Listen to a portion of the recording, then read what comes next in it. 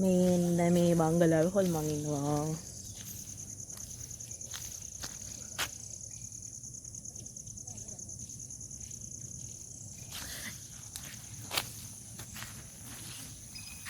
ඒ බංගලාවේ කලින් ආච්චි කෙනෙක්කුයි සීයා කෙනෙක්කුයි ඉඳලා ඒ දෙන්න මිලා ඊට පස්සේ ඒකේ කවුරුවත් දැන් නැහැ.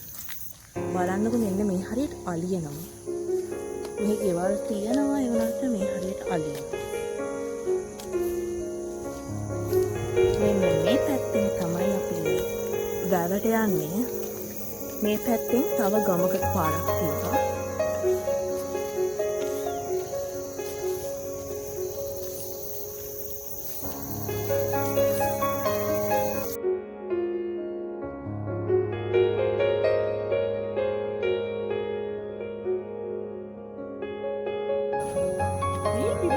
Wow.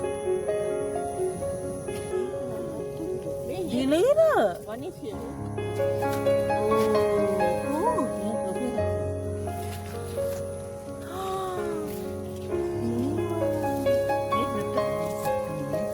Udah, kan kau udah ke?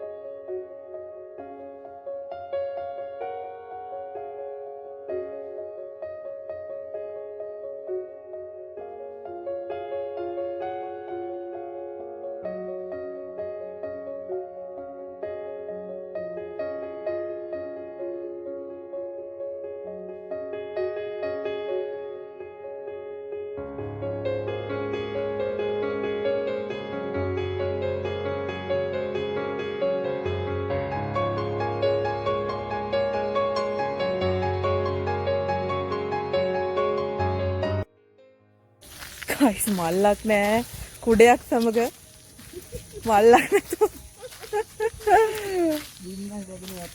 කිම්මල් රැගෙන යන ආකාරය අන්න අර හිතමාලව තියෙන්නේ මේ බඩේ තියෙන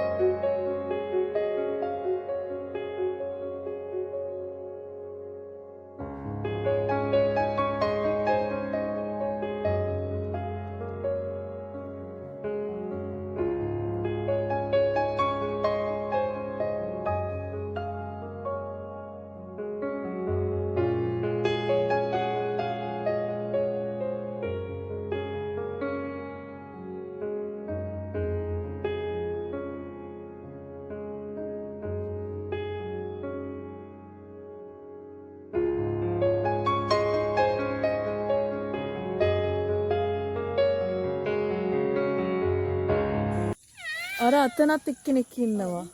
මං කෑ යානේ මේ නංගි අර එහෙන් ඇහෙන්නේ.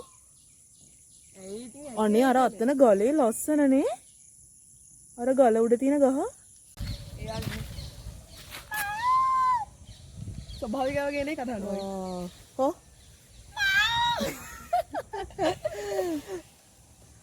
අන්න අර හරියට සුපිරිය මේ හරියට යන්න පුළුවන් නම්.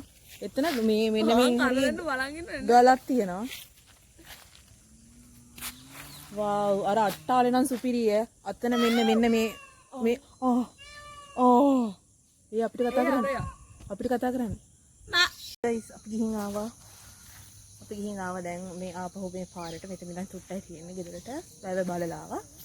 ඔයාලා විශ්වාස කරන්නේ නැත්නම් මෙහෙට අලි එනවා කියලා මේ තියෙන්නේ අලි කඩපු වැට.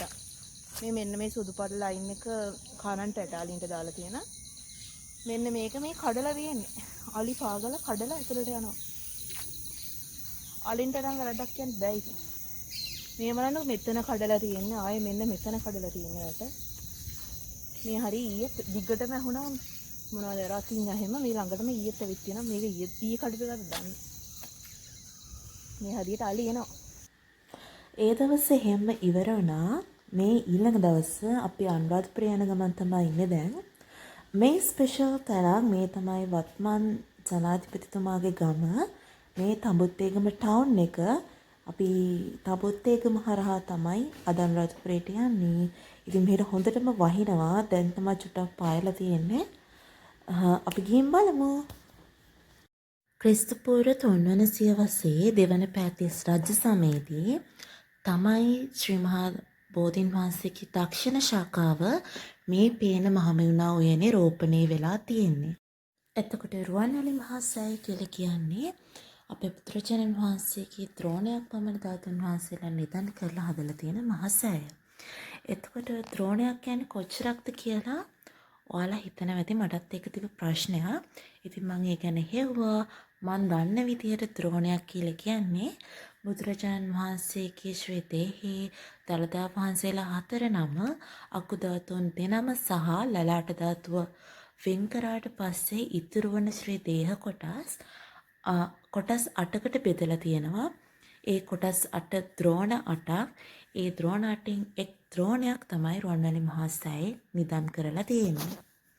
ශ්‍රී මහ බෝධිය සහ මහා සෑය රාජානන් වහන්සේ මේවා වඳින්න යනවා කියන එක නොහුරු දෙයක් නෙවෙයි. අපි හැමෝම යනවා.